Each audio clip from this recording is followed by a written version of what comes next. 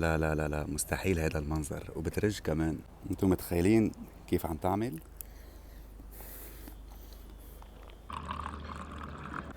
ليكوا اليوم بدي اعملكم تحلاية الكل يقوم يعملها هلا وما حدا يقول المكونات عندي مش موجودة. عندي هون كباية كبيرة من الحليب. اوكي، هلا بدي منكم الكل يقوم يعملها. برجع من بعد ما ضفت الحليب حاخد معهم وحدة من النشا وهاي التانية من النشا كمان. وحنضيف معهم وحدة تالتة نشا، يعني 3 معالق نشا ضفت عليهم. اوكي، من بعد ما ضفنا النشا بدنا نضيف معهم يلي هو السكر. السكر حضيف معهم ملعقة، هاي 2، وكمان 2.5 خلوها. اذا بتحبوها شوي حلوة فحطوا 3 معالق. خليكم معي وعملوا لايك لهذا الفيديو ضروري، رح ضل نزلكم وصفات سهلة وحتحبوها. بحبكم كتير. هلا بيرجع عندي هون المستكة. حاستعمل 3 4 حبات من هاي المستكة. حارجع عندي كمان هون السائل. المستكة كمان بيعطيها طعم طيب. هلا اللي ما عنده هذا السائل في يزيد بس من الحب المستكة. رح ضيف عليها يعني كمان نقطة هيك صغيرة. هيدي المكونات كلها صارت عندي موجودة هون. بعمل لهم تحريكي على البارد وعندي الغاز شغال هون وبلش حطهم على النار. اوكي، بتبلشوا تحركوا فيهم يعني لمدة شي 10 دقايق وبضلكم حدهم وعم بتحركوا فيهم. اهم شي انكم ما تتركوهم وتضلوا التحريك مستمر خلال 10 دقايق وحتاخدوا شي ولا اطيب. لسليك وبعد ما انتهت على فكرة، بعد ما انتهت نحن هلا عم نحضر بس الحليب والنشا والما زهر، وعفوا والمستكة. بس بعد في الماء زهر بدي احطه مش هلا. طولوا بالكم بالفيديو لحتى ما يروح عليكم اي شيء وتطلع معكم تحلاية ولا اطيب. صدقوني حتصيروا تعملوها كل مرة.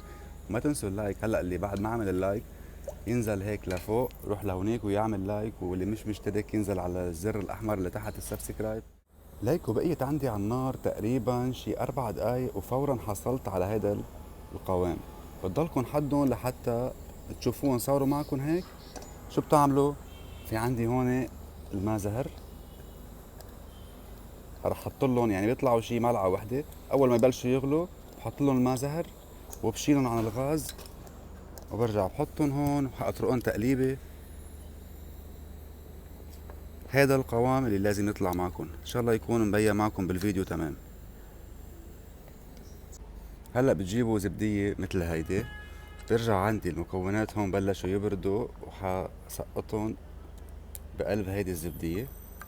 طبعا اي زبدية عندكم بالبيت فيكم تستعملوها. وهي المكونات صاروا عندي هون.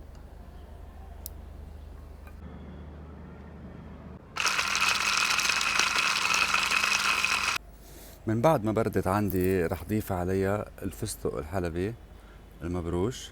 رح وزعها مثل ما بتحبوا انتو وزعوها. انا حوزعها من هون وهيك ليطلع منظرها حلو وغريب شوي.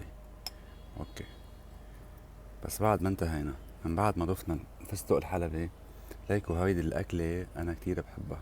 تمر مع اللوز المبشور. بسم الله. مم. مم. هي ما خاصة بالوصف التمر يعني. حضيف عليها هلا اللوز المبشور بالنص. مم.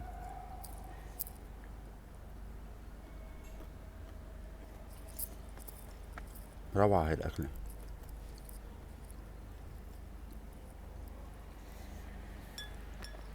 وهلا بدي فوتها على البراد لمدة ساعة أو ساعة ونص. إذا بتحطوها بالفريزر يفضل تاخدوها أسرع يعني.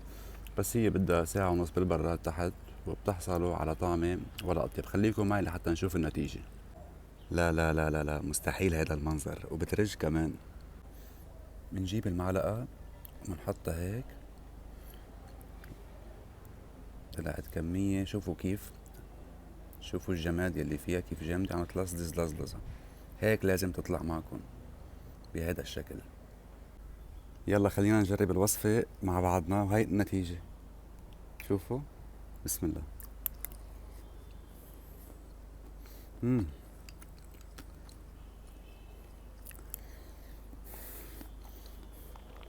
شي دمار.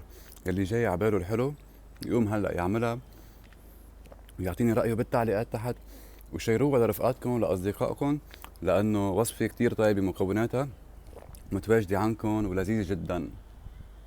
بصحتين وهنا.